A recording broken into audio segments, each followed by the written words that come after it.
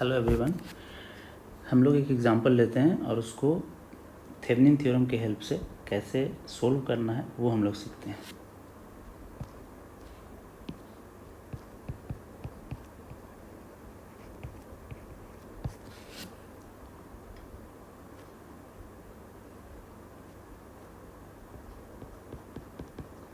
Find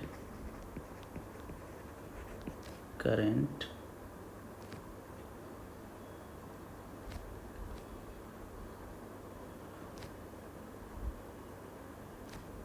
in load resistance RL using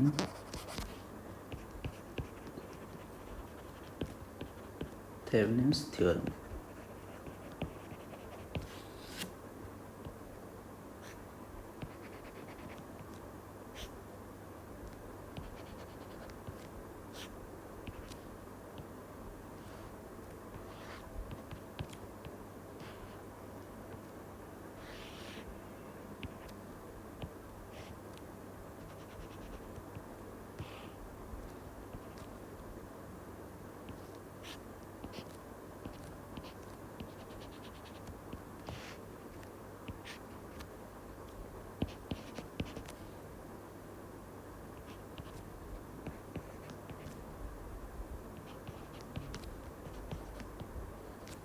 suppose ये आपके पास एक एग्जांपल है, ठीक है, जिसमें एक वोल्टेज सोर्स है, 3 रजिस्टर हैं इस तरह से कनेक्टेड और एक लोड रेजिस्टेंस है ना। इसको हमने बोल रखा है लोड रेजिस्टेंस। इस लोड रेजिस्टेंस में कितना करंट यहाँ फ्लो करेगा उसका वैल्यू आपको बताना है। तो अगर यहाँ पे सिर्फ यही सर्किट दिया हुआ रहे तो लोड रेजिस्टेंस में कितना करंट पूछ रहा है, तो लोड रेजिस्टेंस के दोनों तरफ हम टर्मिनल ए एंड बी मान लेंगे खुद से, ठीक है। वैसे यहाँ पे हम बता दे रहे हैं आपको कि ये है terminal A and this is terminal B. अगर ना भी लिखा रहे और इस आरएल में करंट पूछ रहा है तो इसी रेजिस्टेंस के दोनों तरफ आप ए एंड बी मान लीजिए। यही आपका टर्मिनल ए एंड बी हो गया, जैसा हम इससे पहले देखे थे। चलिए, थेवेनिन थ्योरम को यूज़ करके और इसको सोल्व करना है, करंट का वैल्यू पता करना है। करंट का वैल्यू पता करने के बहुत सारे तरीके हैं, लेकिन आपको यूज़ करना है थेवेनिन थ्योरम। चलिए, तो थेवेनिन थ्योरम में हम लोग क्या अभी पढ़े कि ए और बी जो टर्मिनल है, ए और बी, इस टर्मिनल के लेफ़्ट साइड में जो नेटवर्क है ना, ये सब नेटवर्क है, इसको हम रिप्लेस कर सकते हैं एक सिंपल थेवेनिन इक्विवेलेंट सर्किट में, है ना। चलिए, हम इसको रिप्लेस कर सकते हैं कैसे, plus minus terminal A and terminal B, और यहाँ पे आर एल लगा हुआ बाद में लगा देंगे, आर एल। तो ये हो गया आर टी एच और ये हो गया बी टी एच। तो इसको रिप्लेस करना है ऐसे, इसमें बस यही थेवेनिन थ्योरम की हेल्प से ये हमें सर्किट बनाना है, थेवेनिन इक्विवेलेंट। इस सर्किट को हम लोग क्या कहेंगे, जो सर्किट बना है ऐसे, इसको कहेंगे Thevenin equivalent circuit.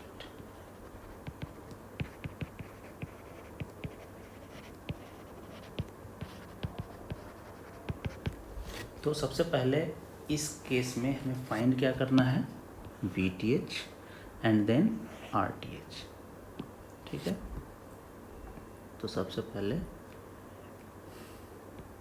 For we T H को हम लोग पता करने के लिए अब यहाँ पे प्रोसेस करते हैं।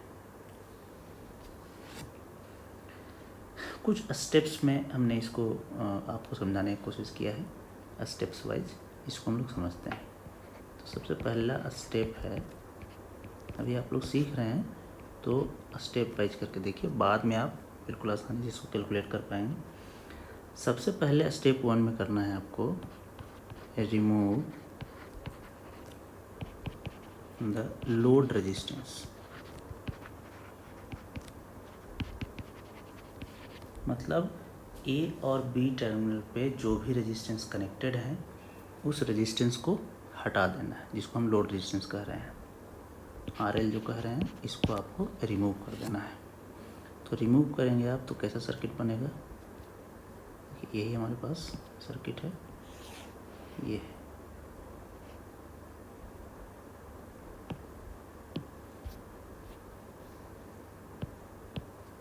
ये सर्किट है, इसमें से हमें इस रेजिस्टेंस को हटा लेना है, ये रहा। अब ये लोड रेजिस्टेंस हट गया, तो जैसे ही लोड रेजिस्टेंस हटा तो यहाँ पे क्या बन गया, ए और बी टर्मिनल पे ओपन सर्किट है ना, ये हो गया ओपन सर्किट। ओपन का मतलब वहाँ पे अब कुछ भी कनेक्टेड नहीं है, ये हो गया, ऐसा लिखते हैं।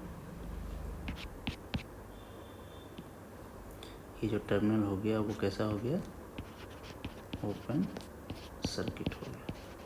तो ओपन सर्किट हो गया तो उसके अक्रॉस वोल्टेज जो मिलेगा VOC, हम लोग कहेंगे ओपन सर्किट वोल्टेज, और यही होता है आपका क्या, VTH। हमने इससे पहले लेक्चर में देखा था कि थेवेनिन वोल्टेज कुछ नहीं है, ओपन सर्किट वोल्टेज है, किसके cross, A and B terminal पे। तो यही आपका A टर्मिनल है, B टर्मिनल है।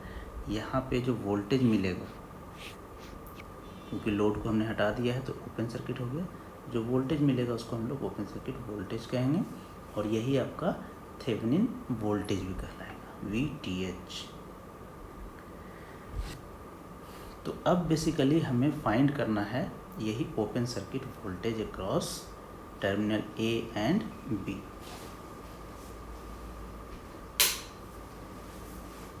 उसी को फाइंड करने के लिए हम यहाँ पे जो आप पढ़े हैं KVL KCL, उसका हेल्प लेकर आप इसको सोल्व करेंगे, ठीक है। तो सबसे पहले आपको लोड रेजिस्टेंस को रिमूव करना है, एंड स्टेप टू में find open circuit voltage across A and B, A और B टर्मिनल के क्रॉस ओपन सर्किट वोल्टेज आपको पता करना है। तो चलिए यही वोल्टेज हमें पता करना है, तो कैसे पता करेंगे देखिए, KVL KCL का आप यूज कर सकते हैं। तो सबसे पहले हम KVL KCL जो आप पढ़े हैं बेसिक, उसी के हेल्प से हम इसको सोल्व करने का कोशिश करेंगे, ठीक है। तो इसको सबसे पहले हम लूप ढूंढेंगे, और लूप के हेल्प से हम इसको सोल्व करने की कोशिश करेंगे। तो चलिए, ये जो सर्किट गिवन है इसमें हमें दो लूप दिख रहा है, लूप 1, इस लूप में मान लेते हैं करंट I1 फ्लो कर रहा है। दूसरा लूप है ये, ठीक, इसमें मान लेते हैं करंट I2 फ्लो कर रहा है, ठीक है, दो लूप मान लेते हैं। अब हम KVL अप्लाई करेंगे, ठीक। तो देखिए, इससे पहले पढ़े थे आप कि KVL क्लोज लूप में हम लोग अप्लाई करते हैं। तो देखिए, क्लोज लूप इसीलिए होना चाहिए, मतलब KVL में हम लोग वोल्टेज लिखते हैं, वोल्टेज का इक्वेशन है ना, इसमें वोल्टेज प्लस ये वोल्टेज प्लस ये वोल्टेज। तो लूप में सारे वोल्टेज अगर हमें पता है, अवेलेबल हैं, तो KVL वहाँ पे आप अप्लाई कर सकते हैं, ठीक है। और अगर किसी ब्रांच में वोल्टेज नहीं पता है, तब फिर आप उसमें KVL अप्लाई नहीं कर सकते। सिंपल सा इसमें फंडा है, वोल्टेज अगर सारे एलिमेंट के क्रॉस पता है उस क्लोज लूप में, तो आप KVL अप्लाई कर सकते हैं। बस उसी बेस पे हम यहाँ पे दो लूप हमने चूज किया है, करंट है एक में I1, दूसरे में I2।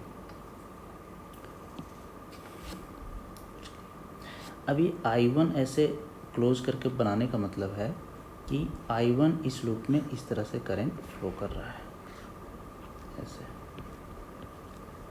I1 मतलब वोल्टेज सोर्स से होते हुए I1 करंट ऐसे R1 रेजिस्टेंस से होकर I1, और I2 में भी R2 में ऐसे ऊपर से नीचे की तरफ I1 फ्लो कर रहा है। ये इस लूप में इस तरह से बनाने का मतलब होता है। अब देखिए, अगर इस R2 रेजिस्टेंस को देखें तो यहाँ पे उसके राइट साइड में भी देखिए I2 करंट इस तरह से बनाया हुआ है ना, कि I2 करंट ऐसे फ्लो कर रहा है, और लेफ्ट साइड में I1 करंट नीचे की तरफ, राइट साइड में I2 करंट ऊपर की तरफ। ठीक है, तो अगर हम सिर्फ R2 को देखें, R2 ये है R2, इसमें लेफ़्ट साइड में I1 करंट फ्लो हो रहा है नीचे की तरफ, राइट साइड में I2 करंट फ्लो हो रहा है ऊपर की तरफ। ऐसा यहाँ से क्लियर है, डायग्राम से दिख रहा है आपको। तो अब हम जब KVL इक्वेशन लिखेंगे तो टेक्निक बस यही यूज करना है कि जिस लूप में आप KVL इक्वेशन लिखेंगे उस लूप के करंट को आपको सबसे बड़ा करंट मानना है। ठीक है, जिस लूप में KVL इक्वेशन लिखेंगे उस लूप के करंट को सबसे बड़ा मानना है। इससे होगा क्या कि R2 में जो करंट नेट करंट फ्लो करेगा वो दोनों का डिफरेंस फ्लो करेगा, क्योंकि नीचे भी जा रहा है ऊपर भी जा रहा है, दोनों का डिफरेंस ही उसमें नेट करंट फ्लो करेगा। तो डिफरेंस बड़ा में से छोटा को हम लोग घटाएंगे, है ना। तो इसीलिए I1 जो लूप 1 में करंट फ्लो कर रहा है वो करंट सबसे बड़ा अगर होगा तो I1 माइनस I2 होगा नीचे की तरफ। तो यही फंडा आपको यूज करना है। ऐसा करने से क्या होगा कि वोल्टेज आपको प्लस माइनस इस तरह से मिलेगा। ठीक है, सारे रेजिस्टेंस में आपको वोल्टेज का पोलैरिटी लिख सकते हैं आप। करंट जहाँ पे इंटर करता है वहाँ पे प्लस लिखते हैं, जहाँ पे करंट बाहर निकलता है वहाँ पे माइनस। ठीक है, अब R2 में चूँकि हम I1 को सबसे बड़ा मान रहे हैं तो I1 माइनस I2, देखिए यहाँ पर I1 माइनस I2 जब करेंगे तो करंट ऊपर से नीचे की तरफ फ्लो करेगा, I1 माइनस I2, क्योंकि I1 बड़ा रहेगा तो पॉजिटिव यहाँ पे रहेगा ऊपर और नेगेटिव नीचे। इसीलिए हम लोग बड़ा मानते हैं जिस लूप में KVL अप्लाई करते हैं। तो चलिए KVL हम लोग लिख रहे हैं। KVL कैसे लिखते हैं आपको पता है। चलिए वोल्टेज से हम लोग शुरू करते हैं लिखना। हम लोग ऐसे मूव करते हैं इस तरह से। ठीक है, तो बताए थे टेक्निक तो कई सारे हो सकते हैं। हमने क्या फॉलो किया है कि जब लूप में ऐसे मूव करेंगे तो जो साइन पहले मिलेगा उसी साइन को हम लोग लिख देंगे यहाँ पर। जैसे वोल्टेज के लिए नीचे से ऊपर मूव कर रहे हैं तो पहले माइनस आएगा। ठीक है, तो लिखेंगे माइनस B,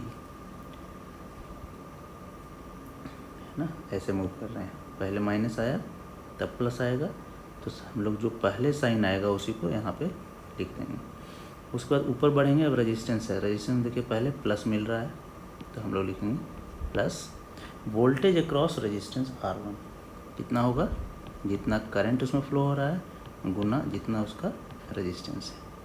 उसके बाद फिर हम ऊपर से नीचे जाएंगे इसे, तो R2 के अक्रॉस वोल्टेज हम लिखेंगे। अब R2 के अक्रॉस वोल्टेज लिखेंगे तो क्या हो जाएगा, साइन कौन सा मिला, प्लस, तो यहाँ लिखेंगे प्लस। करंट क्या लिखेंगे, ऑलवेज जिस लूप में करंट है उस लूप का करंट, जिस लूप में KVL लिखेंगे उस लूप का करंट माइनस दूसरे लूप का current into R2 equal to 0। यही KVL कहता है। क्लोज लूप में सारे एलिमेंट के क्रॉस वोल्टेज का सम 0 होना चाहिए। तो ये आप आ गया एक इक्वेशन। ठीक है, इक्वेशन नंबर 1 ये है KVL इन लूप 1। लूप 1 में KVL लिखा आपने, उसी तरह से अब हम लोग KVL इन लूप 2 लिखते हैं। लूप 2 में KVL, तो देखिए क्या हो जाएगा, यहाँ से शुरू करते हैं, ऐसे लिखते हैं। तो सबसे पहले रेजिस्टेंस R2 को देखें।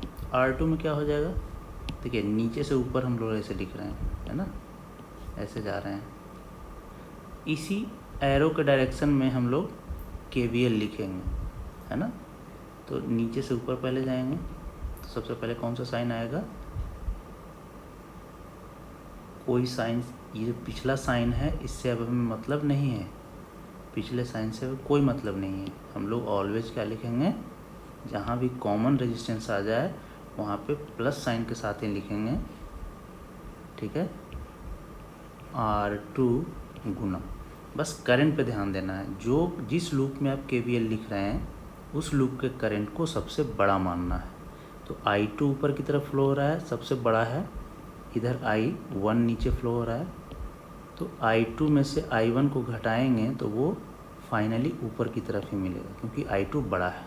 सपोज I2 10 एम्पियर है और I1 5 एम्पियर है, तो 10 में से 5 घटेगा तो 5 बचेगा, तो 5 बड़े वाले करंट के डायरेक्शन में हो जाएगा। तो इसीलिए यहाँ पे लिखेंगे हम लोग I2 minus I1 plus R3 में करंट फ्लो हो रहा है लेफ़्ट से राइट की तरफ, है ना। तो हम लोग लिखेंगे plus I2 into R3 plus, अब देखिए यहाँ पे एक वोल्टेज हमें पता है कि यही वोल्टेज VTH है, तो यहाँ लिखेंगे प्लस VTH। प्लस होता है ऊपर, माइनस नीचे, ऑलवेज इस तरह से लेते हैं VTH का पोलैरिटी, इक्वल टू 0। ये हो गया इक्वेशन 2। अब देखिए इसमें अननोन कितने हैं, अननोन हमारे पास 3 हैं, एक I1, दूसरा I2 और तीसरा VTH। 3 अननोन के लिए 3 इक्वेशन होने चाहिए आपके पास, लेकिन इक्वेशन है 2। इसका मतलब तीसरा इक्वेशन भी हमें पता होना चाहिए।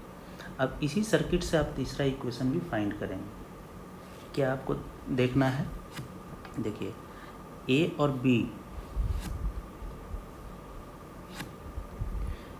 B टर्मिनल ओपन सर्किटेड है ना, ये ओपन सर्किट है। ओपन सर्किट का मतलब यहाँ पे करंट कितना फ्लो होगा, ओपन सर्किट में करंट कितना होता है 0, I इक्वल टू 0, कोई करंट वहाँ पे फ्लो नहीं होगा क्योंकि वो ओपन सर्किट है। तो तीसरा हमें इक्वेशन यहीं से पता करना है। I इक्वल टू 0 का मतलब ये जो I2 हमने लिखा है इस तरह से, यही I इक्वल टू I2 है।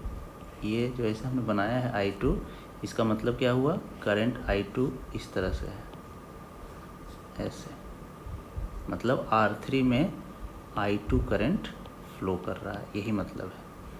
तो यहाँ से आपको पता चला तीसरा इक्वेशन कि I2 का वैल्यू जो है वो है 0। ये हो गया इक्वेशन 3। तो अगर इस तरह से आप लूप बना के KVL आप अप्लाई करते हैं तो आपको नंबर ऑफ इक्वेशंस कितने बनने हैं, कितने अननोन के लिए, वो आपको दिमाग में रखना होगा। चलिए, अब जब हमें इतना इक्वेशन मिल गया तो आसानी से सॉल्व कर सकते हैं।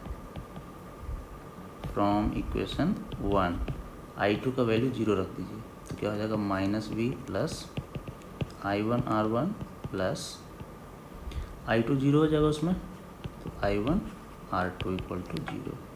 यहाँ से I1 कॉमन कर लेंगे, R1 plus R2 equal to V। यहाँ से I1 का वैल्यू मिल गया V by R1 plus R2। तो जब I1 का वैल्यू मिल गया हमें, तो यही I1 का वैल्यू कहाँ रखेंगे आप, इस I1 के वैल्यू को पुट कर दीजिए यहाँ पर, और I2 का वैल्यू यहाँ 0, यहाँ भी 0, ठीक है। तो from equation 2 R2 into 0 minus I1 plus 0 into R3 plus VTH equal to 0, तो minus R2 I1 plus VTH equal to 0। यहाँ से VTH का वैल्यू आ गया I1 इंटू R2, और I1 का वैल्यू कितना है V by R1 plus R2 into R2, है ना। तो V का वैल्यू आ गया, VTH का वैल्यू आ गया R2 by R1 plus R2 into V। ये हो गया आपका थेवेनिन वोल्टेज।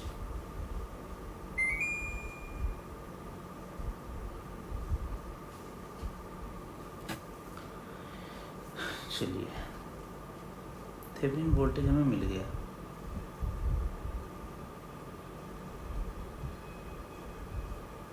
अब हम लोग कैलकुलेट करेंगे Thevenin resistance. Step number 3।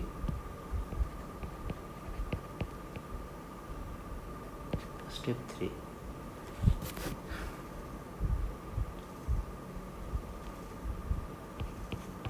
To find RTH को फाइंड करने के लिए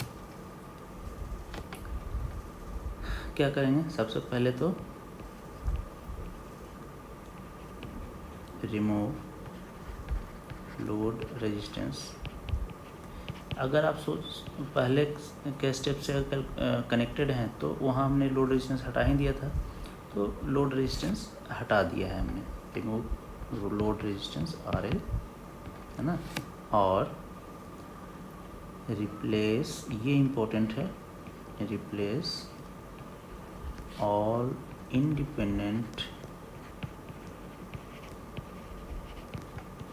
sources by their internal resistance। और आपको हम बताए हैं कि इंटरनल रेजिस्टेंस आइडियल सोर्स के लिए क्या क्या होता है। वोल्टेज सोर्स के लिए इंटरनल रेजिस्टेंस 0 मतलब शॉर्ट सर्किट, और करंट सोर्स के लिए इंटरनल रेजिस्टेंस इन्फिनिटी मतलब ओपन सर्किट। तो वही ध्यान रखना है आपको। तो इसी का हेल्प लेकर हम लोग वो जो सर्किट है उसको यहाँ पे बनाएंगे। ठीक है, यही सर्किट था हमारे पास। लोड रेजिस्टेंस को आपको हटा लेना है, लोड रेजिस्टेंस हटा दिए, और साथ साथ क्या करना है, जो सोर्स हैं उसको रिप्लेस करना है उसके इंटरनल रेजिस्टेंस से। सोर्स कौन सा है? एक सोर्स इसमें दिख रहा है V, वोल्टेज सोर्स। तो वोल्टेज सोर्स को रिप्लेस किससे करना है? शॉर्ट सर्किट से, है ना, क्योंकि इसका इंटरनल रेजिस्टेंस 0 है। हम लोग आइडियल वोल्टेज सोर्स ले रहे हैं। जब कुछ न लिखा हो तो उसको आइडियल वोल्टेज सोर्स ही कंसीडर करना है।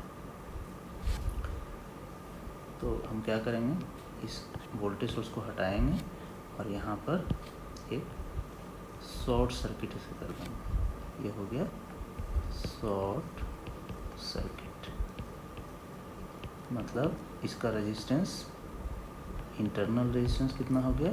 0, शॉर्ट सर्किट का मतलब। और अब हम यहाँ से देखेंगे और बताएंगे कि इक्विवेलेंट रेजिस्टेंस क्या है। इक्विवेलेंट रेजिस्टेंस, और उसी इक्विवेलेंट रेजिस्टेंस को हम लोग कहते हैं थेवेनिन रेजिस्टेंस। तो देखिए बहुत ही आसान है।